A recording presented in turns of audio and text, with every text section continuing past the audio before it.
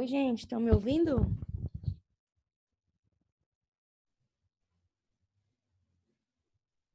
Boa noite, pessoal. Alguém confirma se está saindo o áudio, está tudo certo? Boa noite. Eu tô ouvindo bem. Certo. Hoje, gente, vocês achavam que era prova hoje, né? Eu tinha combinado com vocês o que eu pensei, tá? Para fazer essa modificação.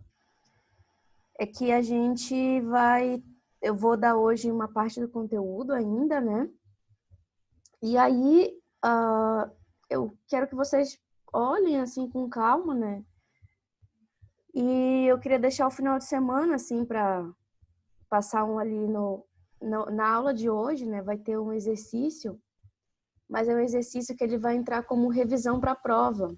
Então, que nem assim eu combinei com vocês, né? Que cada aula teria um exercício ali para somar com a nota de vocês, né? No final, a nota é N3, 5 pontos de bovino de leite e 5 pontos de bovino de corte.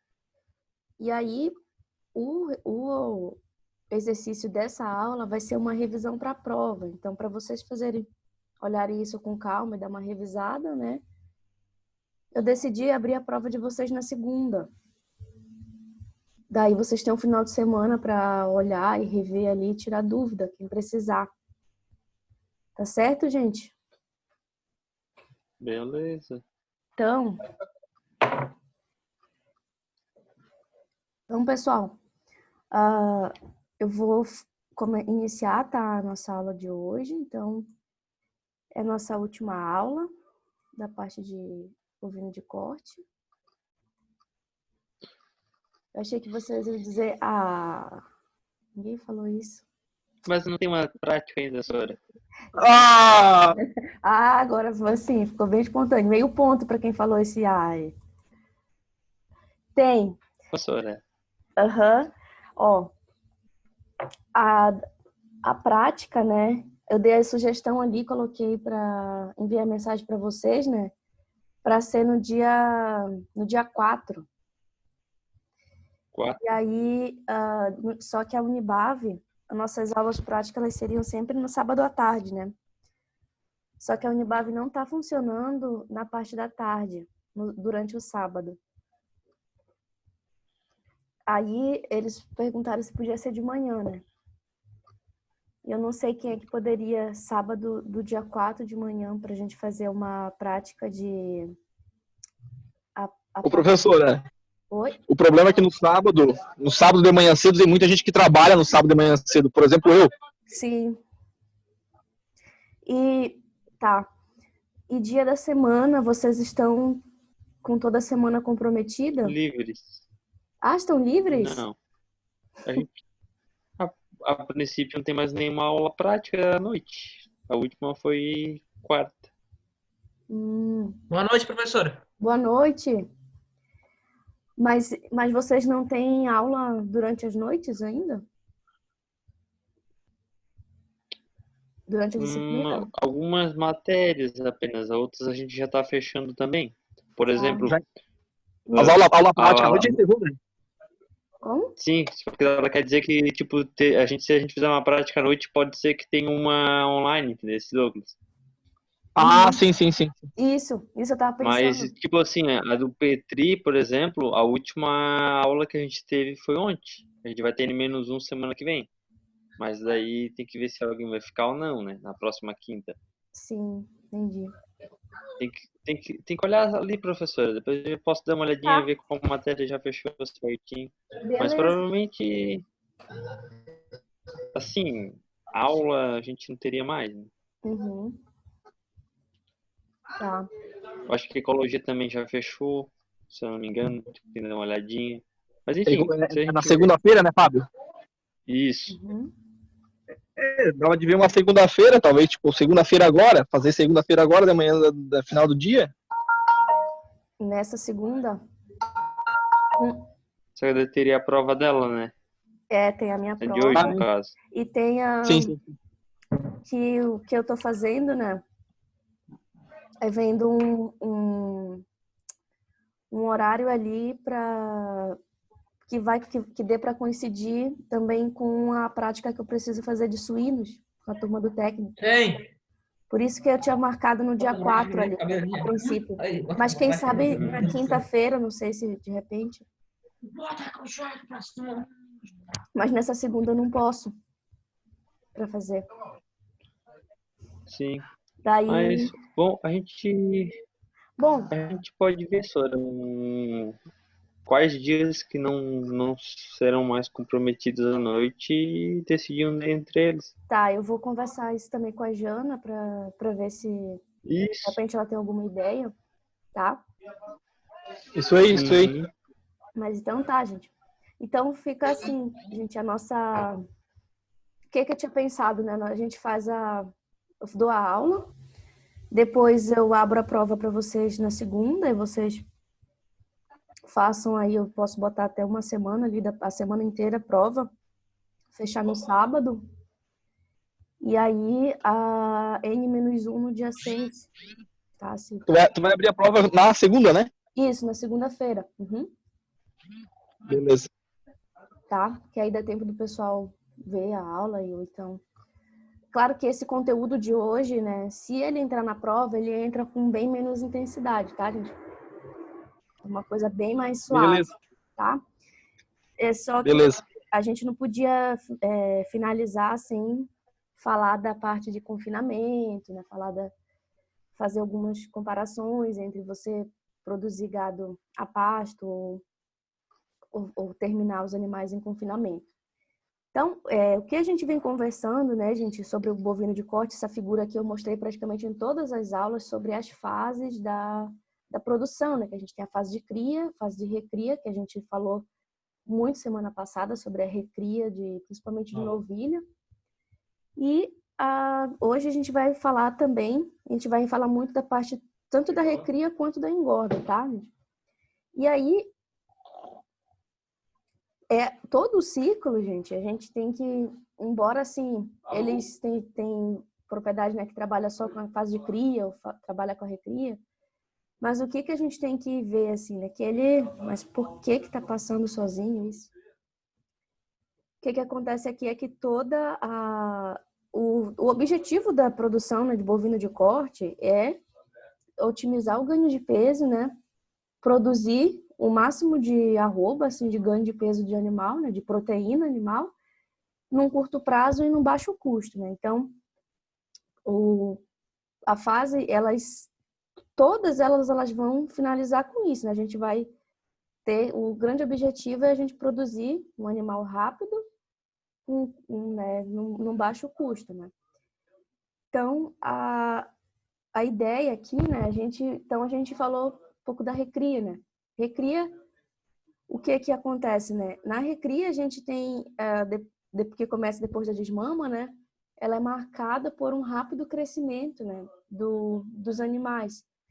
Então, esse rápido crescimento, ele é rápido porque o que o animal ganha nessa fase aqui é tecido muscular, né? Então, é uma fase que os animais, a maioria deles, eles só ficam em pastagem, né? Dependendo muito do sistema, se utiliza algum tipo de suplementação.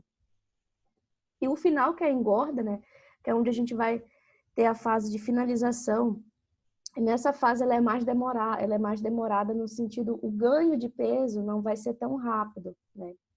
Ele é um ganho de peso ali que ele é mais lento, então por isso que a gente tem que botar aqui, né? O pessoal confina para dar muito mais energia para ganhar mais rápido o peso, né? E depositar gordura.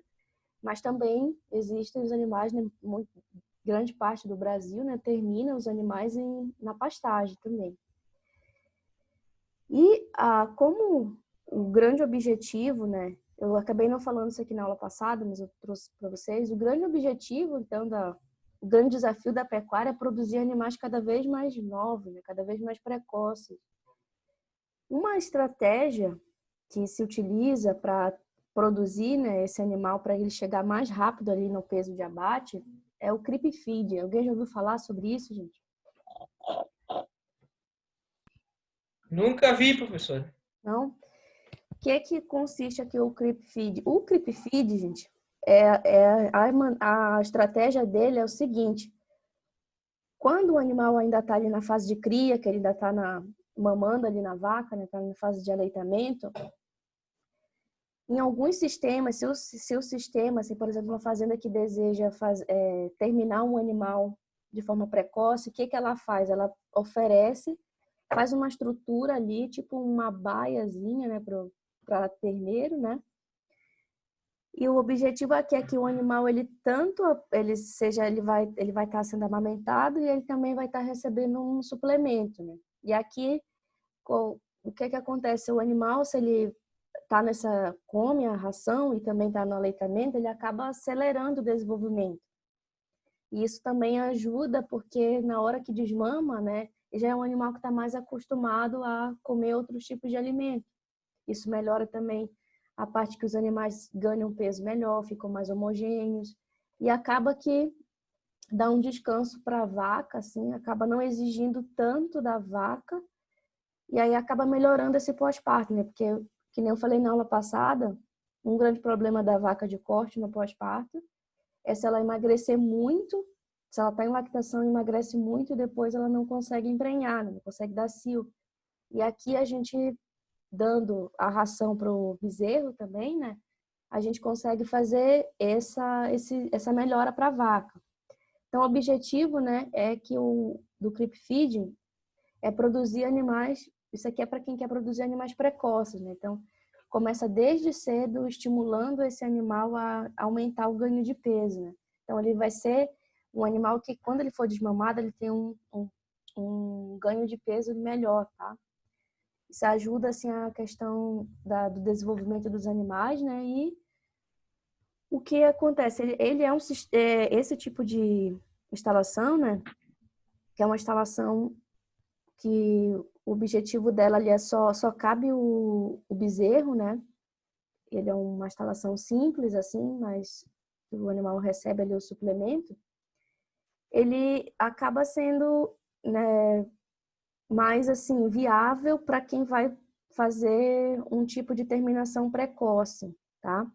E dependendo também do valor do insumo, né, da questão do concentrado, porque isso pode sair um pouco caro para o bolso, né? Então, não é em todo o sistema que tem que se pensar se é viável economicamente, né, a utilização dessa estratégia. Mas o objetivo aqui é fazer com que esses animais ingiram mais cedo, né, outros tipos de alimento, então eles vão se desmamar de forma mais independente. E isso vai otimizar o ganho, né? E Professora, pode falar. tipo assim, o creep feeding ele é feito com animais, no caso, que estão ao desmame, vamos dizer, né? Aí ele começa assim, com os animais até de um mês, sabe? Começa com os animais assim, pode começar até os animais a partir de um mês para começar a se alimentar com isso. Aham. Tá, mas e aí eles ficam nesse sistema até o fim, até na hora do abate, ou tem um ponto que eles mudam, assim, tipo, saem daquele lugar ali, ou mudam a alimentação, Ah, sei lá? não, esse aqui é só até o desmame. Isso. Ele fica assim, ó, ele Hum, fica junto com a vaca, tá? Porque ele ainda é um ah, bezerro, né? Ele tá em lactação. Só que aham,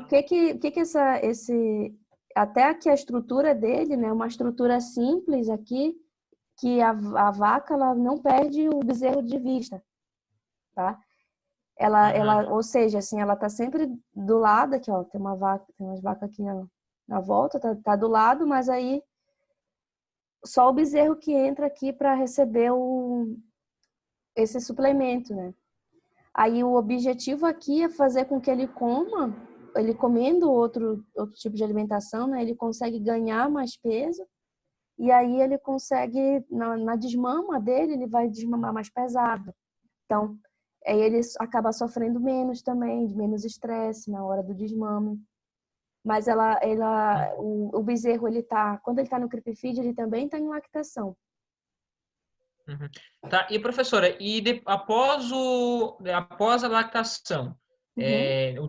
o desmame, vamos dizer, né? Sim. Daí, no caso, vai sair ali do creep feeding. E esses animais, daí podem seguir, tipo, criados no campo ou devem ser criados em estrutura de confinamento? Daí pode os dois, tá? Né? Tanto a gente Uhum. pode recriar esses animais em pastagem, né? Quanto eles podem seguir para um confinamento, que nem eu vou mostrar mais para frente para vocês que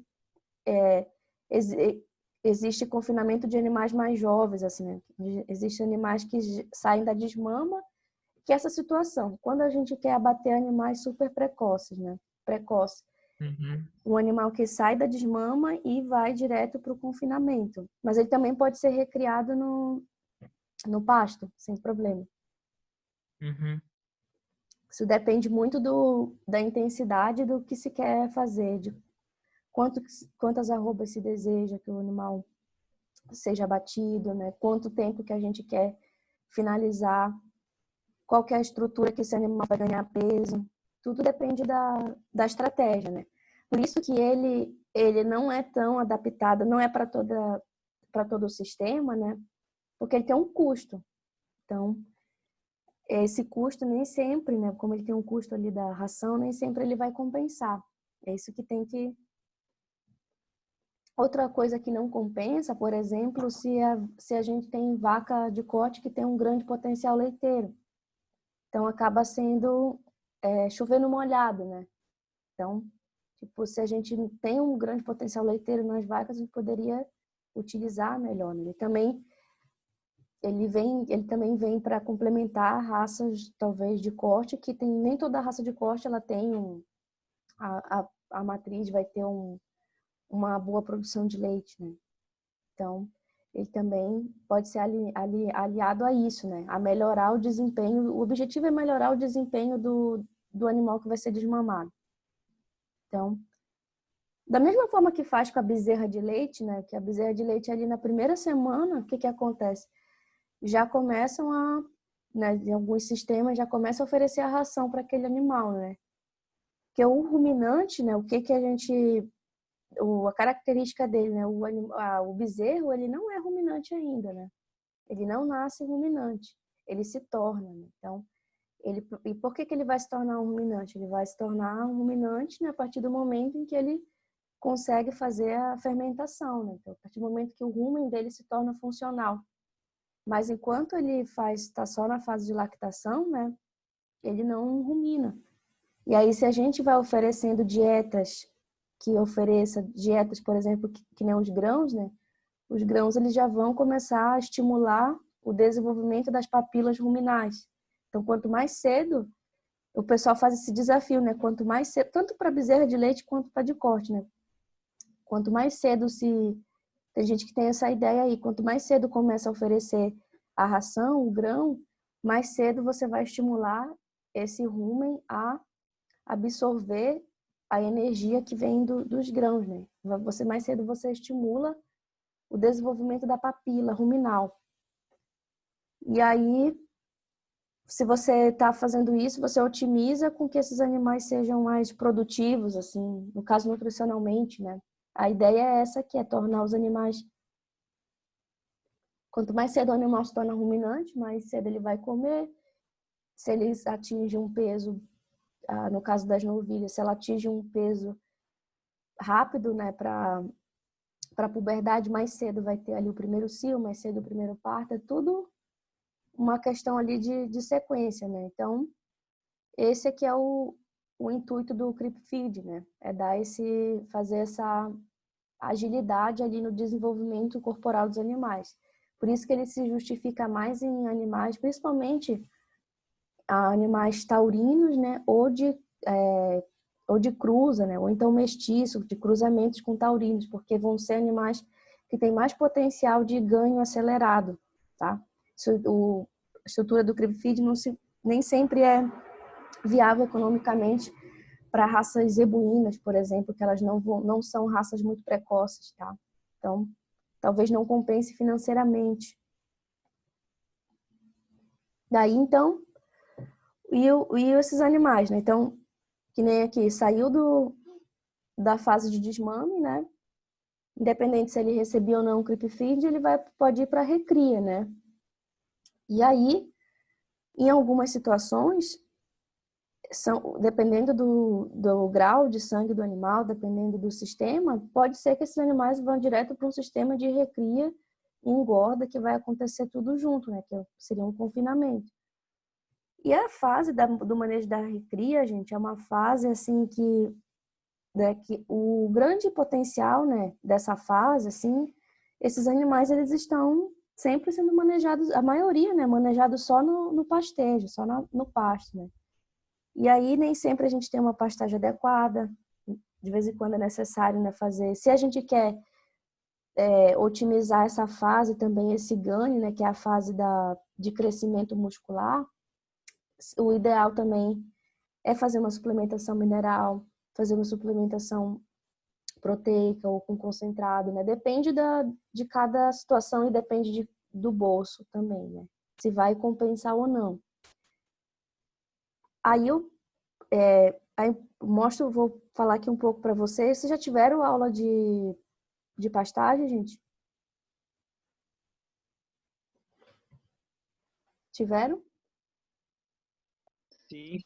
Já tiveram? Então, vocês A gente teve já forragem. já tiveram forragem? Então, só para vocês entenderem do potencial do Brasil, né? Então, assim, a gente tem mais ou menos uma área, né, de 850 hectares. Ó, o meu corretor colocou um acento aqui no ar, depois eu corrijo. Mas a gente tem essa área aqui no Brasil de 850 milhões de hectares. Só do potencial do agropecuário a gente utiliza 350, tá? E em pastagens a gente tem 200 milhões de hectares. A gente tem o maior rebanho do mundo. O maior rebanho do Brasil é ótimo. O maior rebanho do mundo, tá? Mas o que acontece? A gente tem uma principal característica do uso da pastagem do Brasil é que a gente tem uma taxa de lotação baixa, tá? A gente utiliza aí em torno de 0,8 A, né? O que é isso? É a unidade animal. Né? Então, para 1 hectare, né? A gente tem 0,8. Então, ou seja, a gente tem uma pecuária, né, de baixo desfrute. O que é isso? O que é essa taxa de desfrute? Taxa de desfrute é essa conta aqui, ó, gente, a quantidade de animais que é abatidos ou vendidos, tá? Vamos dizer assim, por ano, todo ano a gente tem essa média aqui nesse cálculo. Quantos animais foram abatidos ou vendidos, dividido pela quantidade total dos animais, né? E vezes 100, ou seja, a gente representa quantos animais que ficam, né, no rebanho, quantos animais que saem. E a gente observa que essa taxa é pouca, né, que essa taxa de 16% é baixa. Por quê? Justamente porque a gente tem aqui, digamos assim, animais que a gente tem os animais demoram muito a chegar em peso de abate, tá? E isso acaba tornando a pecuária ineficiente, né? Então, a gente tem dentro que eu queria trazer para vocês, né? O potencial do Brasil, né? É a criação de bovinos a pasto, né? Que pela nossa extensão, pelo nosso clima, né? Que na maior parte do Brasil, claro que em cada região vai ter seca, vai ter seus desafios naturais, né? Mas esse é o nosso grande potencial de área, né? E nossa realidade é que a gente tem um perfil extensivo. O que é isso? Um perfil de que a gente, né, a grande maioria, né, da pecuária que se faz no Brasil, ela está sendo realizada de maneira com pouco, vamos dizer assim, na parte do uso da pastagem, né? A gente acaba que nem a gente vê assim o desmatamento lá na Amazônia, né? Então é uma coisa que cai muito aqui nessa realidade, né?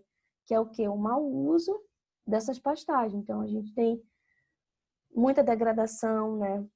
O pessoal não tem hábito de fazer correção de solo, não tem um planejamento de formação de pastagem, em muitos casos, né? São animais que ficam, na maioria das vezes, de forma contínua. Isso acaba também causando um excesso de carga animal dentro das pastagens, né?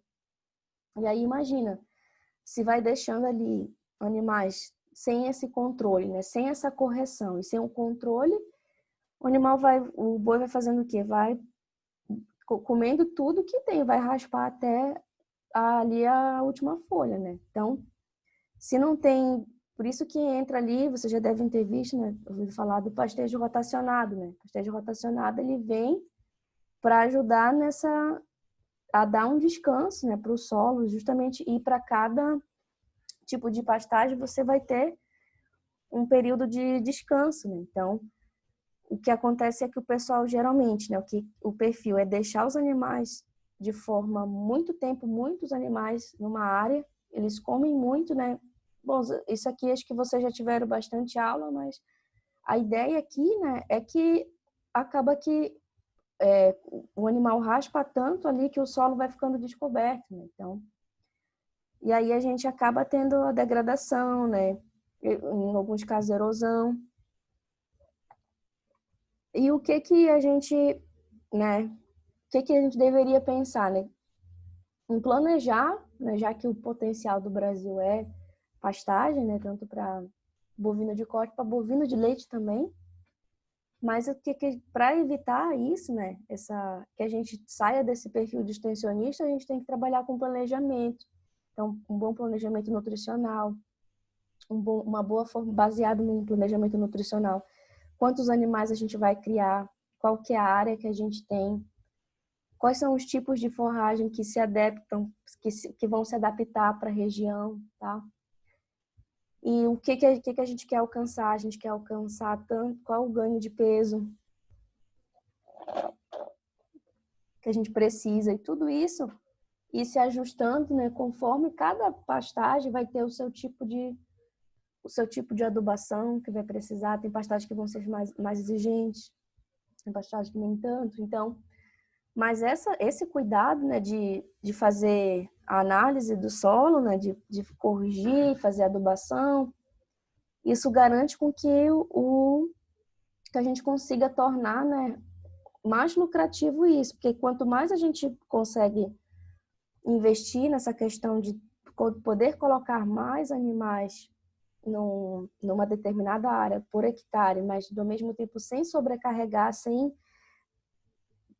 né, sem assim esgotar demais os nutrientes, né, a gente consegue ser mais eficiente. Então, até tem essa frase aí, né, que a parte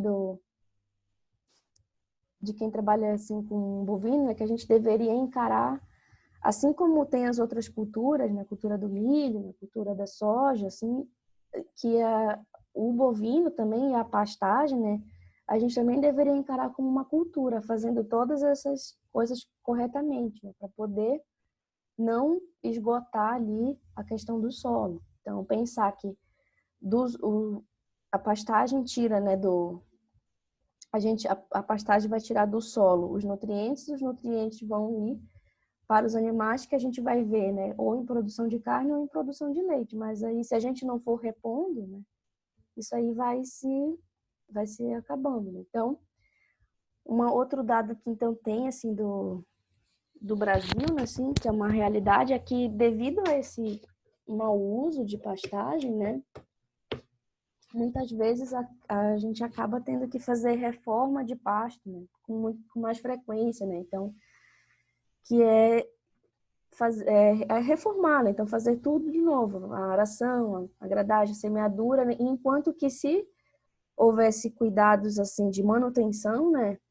Questão de manutenção, menor seria a tendência de você ter que fazer a reforma de pasto, né? Então, e isso vai ser diferente, por exemplo, para cada tipo de pastagem, né, que se estiver utilizando, né? Quanto maior a exigência do capim, mais cedo, e se você não atender, não fazer aquela prevenção, cuidado, correção da fertilidade do solo, né, mais cedo vai precisar fazer ali uma reforma, né? Por exemplo, se a gente for comparar, né, um pânico máximo, né, uma mombaça com a braquiária umidícola, né, o pânico ele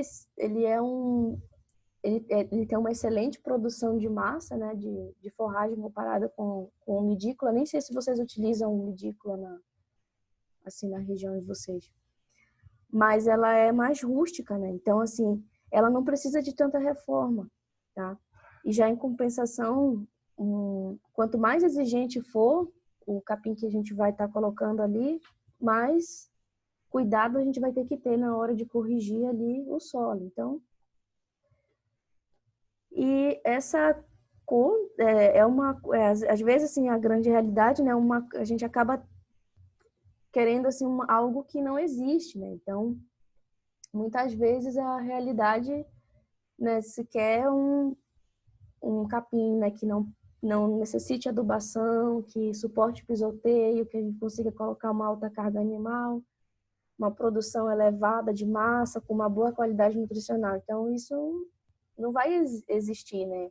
Algo que, assim, atenda todas as exigências. O que a gente precisa, né, estudar, né, e pensar são nas formas de se fazer esse cuidado, né, de pastejo de forma mais eficiente, como tornar mais, talvez, barato, né, a questão, se existe... Por isso que é importante a gente também, a questão de pesquisa, né, pesquisa é um negócio, assim, que é essencial, né, e pro mundo inteiro, né, então, e para a pecuária, então, nem se fale, quanto mais a gente consegue entender das pastagens, né, e estudar formas de melhorar a eficiência, né, mais rentável fica a produção. Então, existe aqui essa escala, gente, que ela é denominada de escala de ilusão, né? Não sei se vocês viram, escada da ilusão, não sei se vocês viram isso em alguma outra disciplina de forragem, mas Não, professora. não, Nunca vi. o que é essa escada aqui? É mais ou menos assim, né?